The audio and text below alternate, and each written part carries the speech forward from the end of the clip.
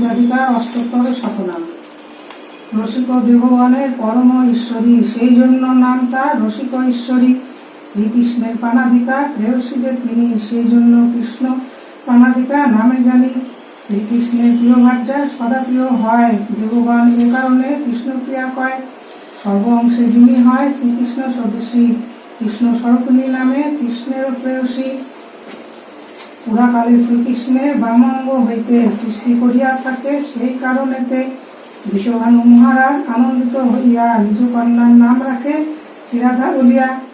বিশ্বভানু যা নামে তো তবেই তো জানি, কীর্তিদার কন্যা হয় শ্রীমতী রাধিকা, সেই জন্য নাম তার কীর্তিদান কন্যা রাসেশ্বর। শ্রীকৃষ্ণের শ্রেষ্ঠা হন তিনি, সেই জন্য রাসেশ্বরী নামেতে বাখানি। শ্রীরাসমণ্ডলে তিনি সদা করে বাস, শ্রীরাসবাসিনী নামে তবেই প্রকাশ।